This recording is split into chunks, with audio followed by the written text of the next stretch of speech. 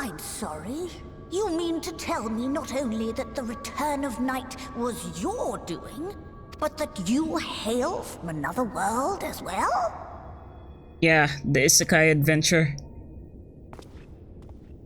Everything we told you, of the source, the shards, the 7 umbral calamities, all of it is true. I realize how fantastical it sounds, and I would not blame you for doubting our testimony. But given your expertise, you must surely have noted the peculiar nature of their souls. Any other time and I would have dismissed your stories as balderdash and flummery. But upon closer inspection, 'tis plain their souls are far denser than is normal, and that they do not possess true bodies.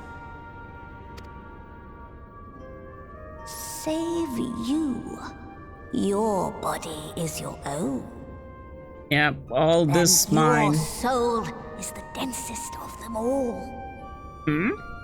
Okay. Okay, she must be talking about... I know what she's talking about. As I said before, were it not for their heroism, the skies over Norvrant would still be awash with light, the realm yet at the mercy of 4-3 and the Sin Eaters.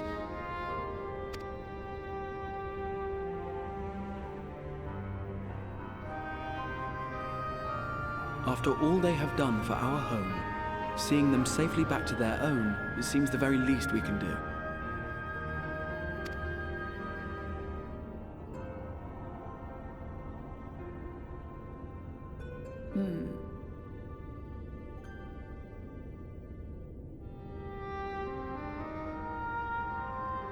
Your tale is intriguing. Yes, very intriguing indeed. Simply to hear it is fitting payment in itself. As for your friends, I can but agree. Their valorous deeds on behalf of Norvrant are deserving of recognition, of their own fitting payment. You will help us then? I will. I would see my knowledge put to good use for a change. I do have one condition, however. I am not the spry young Numo I once was. As such, I will require assistance in my fieldwork and testing. Oh, I'm sure even if you were spry, you would have asked us for that help anyway. It would be our pleasure. We'll be laboring for our own benefit after all.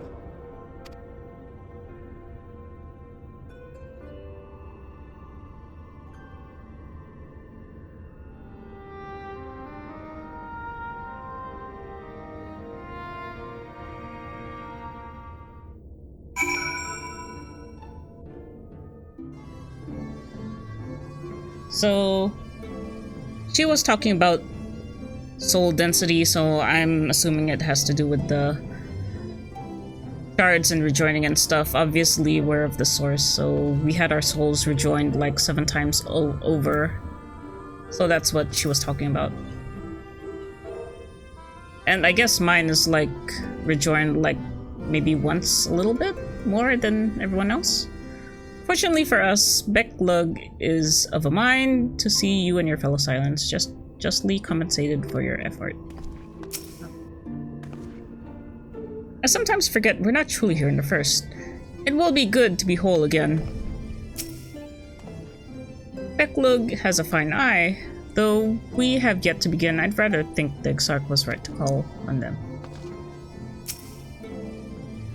Did you happen to notice the magic brooms strewn about the Grand Cosmos? Uncanny.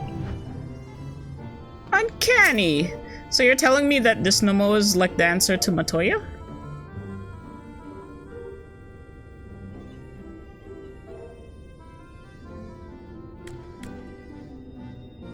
You have spun quite a tale, but tell me, have you given any thought as to how you might return to your world?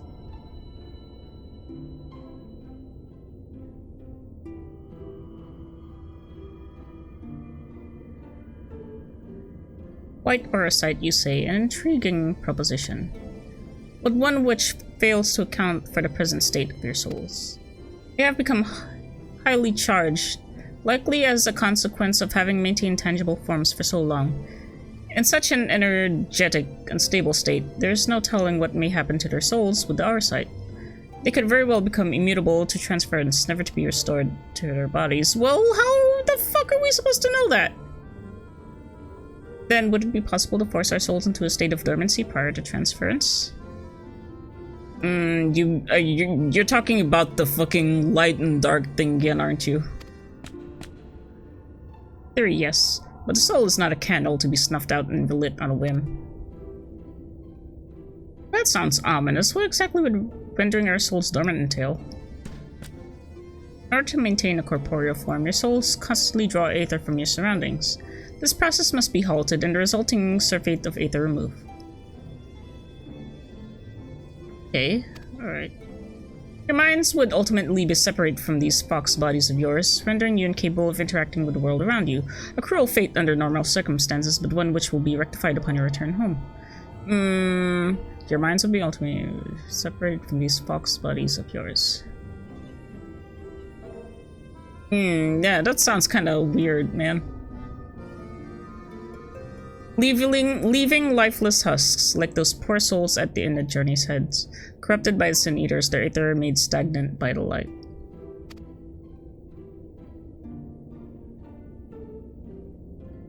Corrupted? Stagnant? I see these unfortunate individuals. Why, do you think you might be able to help them? I might or I might not, but I shan't know for sure until I've seen their condition firsthand. Then I would be glad to take you to them, understanding that you won't do anything which might increase their suffering. It was my faith in man I lost, not my compassion. I see no need for all of us to accompany you. While you escort our guest to the inn, I will assist Uriage in creating the requisite oversight. I believe my talents would better apply to the endeavor as well. Might I leave the three of you to assist Becklug as necessary? Sure, leave the kids to do the dirty work.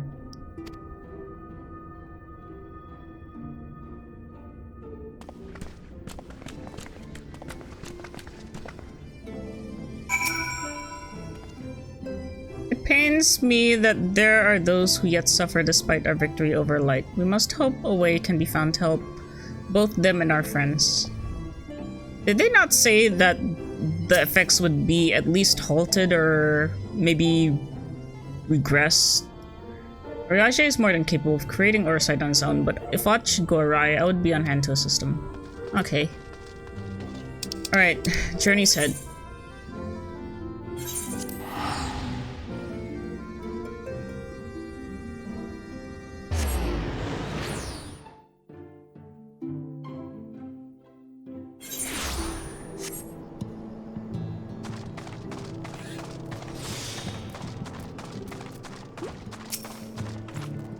That? I heard like a little drop. Having broken Light's stranglehold on the first, I would like to believe they will one day recover, yet I fear that they may not come soon. Yeah, that's what I was thinking.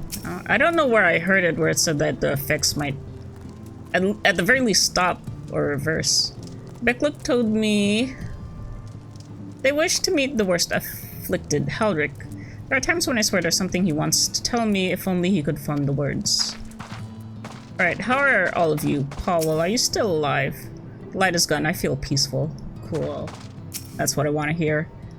What's up, man? Oh, you're still, well, you're alright, I guess. Halric, are you okay? Mumble. Well, you're not just doing dots at me anymore, so that's progress.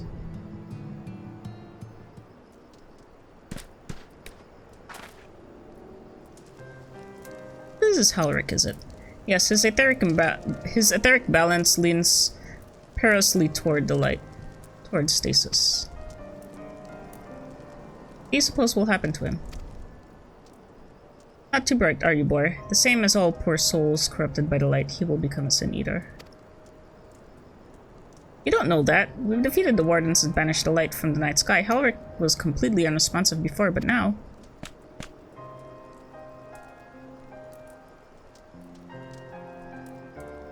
actually talking! And perhaps there is yet hope. If I may, there is a treatment I wish to administer to the patients. Uh-huh. Please name your treatment. In the course of my studies of the soul, I once created a tonic which could temporarily stimulate the aether in one's body. After some refinement, it came to be used by the Knights of Voivert.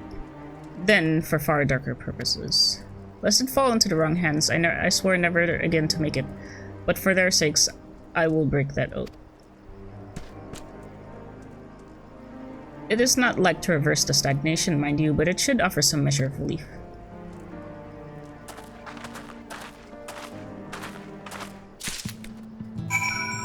I don't exactly remember what the problem was with, like, how the mage managed to do what he did with the people. He didn't turn people to sin eaters. He told treat patients with— oh, you made it already? He just managed to turn people into these monsters that look like void scent. But all these quest things I never turned in. Soul tonic. This potent tonic invented by MacLeod during the time of Voivert is said to revitalize the soul both figuratively and literally. Okay, I don't know what that means, but here you go. What is this warmth I feel in my chest? I feel warm and fuzzy. How about you, Todd? I think you want a dose of this. Todd stares blankly at you. It would seem the tonic has had no effect. Really? Oh, well. The other one. Boy. Hello? You were another one here? How come I never... No, you mustn't fret. How come you were here separated from everyone else? I feel warm and my legs, they don't feel as heavy. So how come Todden didn't get any shit done to him? Like, Todden seems to be the second worst after Halric.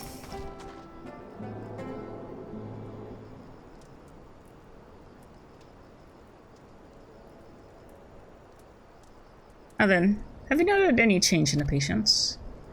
A notable rise in body temperature and increased motor function, in most of the patients at least. The more severely afflicted show no response. As I feared then. It is true that with the restoration of night, the corrupting influence of light will no longer grow, and yes, their bodies will naturally return to equilibrium given time. But this holds true only for their corporeal aether. Their incorporeal aether, that of their soul, is not so easily mended. Okay. Which is why those in the later stages of corruption like Halric appear unaffected by your tonic.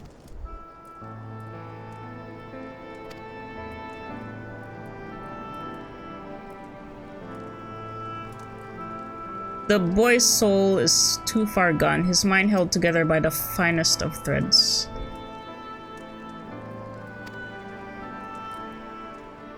There is a chance he may one day recover, of course, but it could take years, decades even.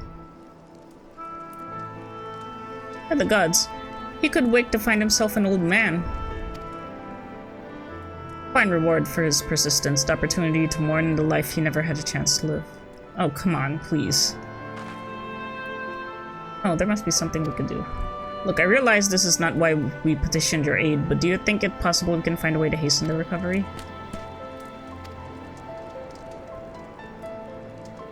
Nor do I think it impossible that in treating them we might learn something of relevance to your own predicament.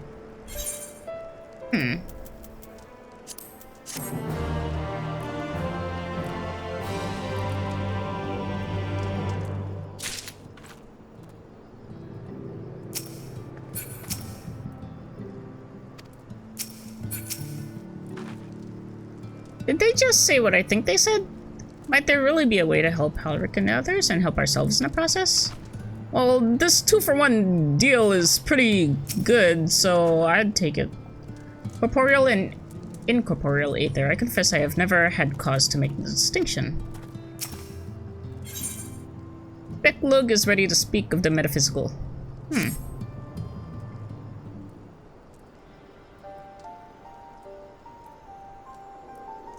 I suspect the Crystal Exarch has told you of my past. That I was once a mage of the royal court of Voibert, and that soulcraft was my field of study. The tonic you administered to the patients here is one of the fruits of my labors. I hope to do great things for the kingdom. But in the end, my knowledge brought only suffering, a plague the like of which none had ever seen. In the hands of unscrupulous men, what should have been my greatest triumph instead became my greatest shame. Mustn't dwell in the past, and now you have a chance to redeem yourself. At least the Warriors of Light brought those... Come on, no, who gives a shit about them?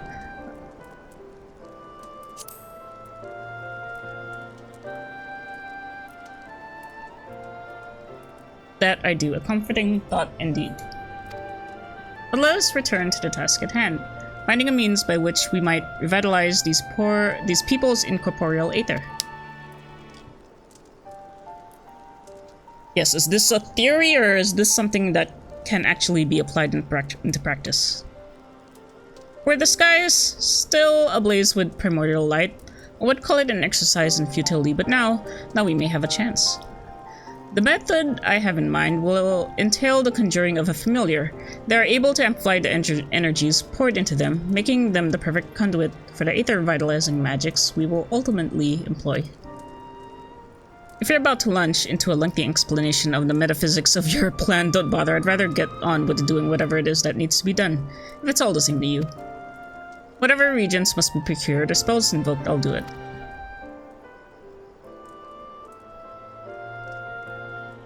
I admire your spirit. Very well. Your first task will be to gather the necessary materials, the purest of waters and finest of clays, as well as a fey lantern brimming with pixie magic. If you're convinced the resulting familiar could help the patients, fine. Alphino, the water and clay will be simple enough, but I think you know what we'll have to do to get the lantern. You don't mean... Well, what do you have to do? The pixies took quite a liking to us before. If we humor them with our company, I'm sure they'll be willing to help us. Fine, we'll pay a visit to Ilmig. Though I never thought you would be the one to suggest going back there. I'm impressed you've been there at all, let alone befriended the faithful. Oh, while you're about it, seek out the Nomu of Any.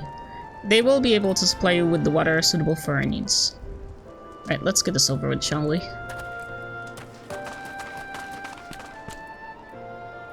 There still remains the matter of the clay. Might I prevail upon you to find it? Oh man, I get the easy job for once.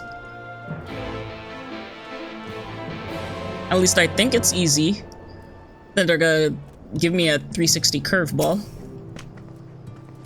Clay from Amarang would likely be best. You know of anyone who might be able to assist us? No. Well, there are scavengers at Mordsuk. But ask the miners, I guess? I mean, they know a thing or two about Earth. Geology? Ah yes, they will be able to point you to the right direction, I am sure. While you and the twins are occupied, I will see if there is aught else I can learn of the stagnation which afflicts the people here. Okay. Todd, and are you alright, man? No. Well, you're mumbling too, so I guess the same difference.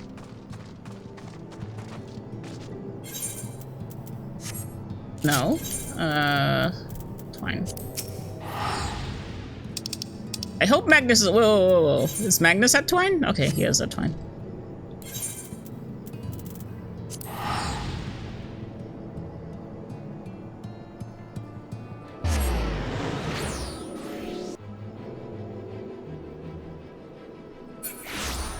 We have somebody called Big Penny in our FC. Okay. Alright, where's that big Ro? Nah, he's not Ro, he's the Ronzo guy. You! Well, he is taller than... okay. For some reason, I always imagined the Hrothgar being, like, sort of like the same height as Rose, but I think they're smaller. Well, what a coincidence. What's so coincidental about this? You've come at a good time. We've just this moment finished repairing the Talos and trolley you lot took to Nabatharang. The trolley was no trouble, but the Talos would have been another matter had we not had a visit from Master Chai. Oh. He offered us a share of the leftover building materials from Daedalus Stoneworks, as well as a few trade secrets to help us along. Wow, that's nice. Clever man, that Chai knows. He seemed pretty keen on the ideas I had for putting a giant Talos to work. Like a giant trolley, but Magnus still refuses to see all the good we could do with it.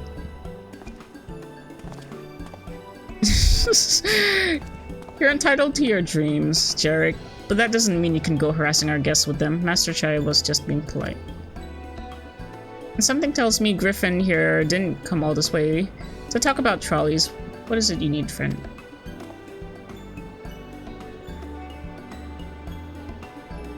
Magnus, where do I get your stripes? I like it. I see, and this familiar requires clay from Amarang. Well, look no further. If anyone can find some quality clay, it's us. Yeah, exactly why I came here. Saying that, it isn't exactly a commodity nowadays, but there must be some lurking somewhere or another waiting to be dug up.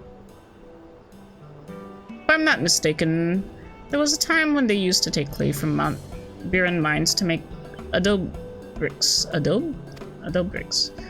Place is swarming with coyotes now, but if you're after the good stuff, you could do worse than to look there. The good stuff. Alright. No, but seriously, where do you get your markings, dude? I like those. Stay safe out there, and remember, you don't need an excuse to come and visit us. Well, I kinda do, because you're kind of really out of the way, but yeah, I like you guys. You'll want to be on your guard at the mines. Spend too long peering at the ground and a coyote is sure to come and bite you on the arse. Oh, I like how you put it. I still say a trolley for the Talos is a good idea. You agree, don't you? Yeah. Right, where do I go? That's okay, that's the same place where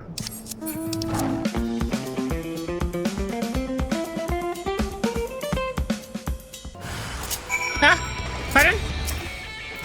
Oh, Coyote, you wanted to be the one to bite me in the ass. Well, tough shit.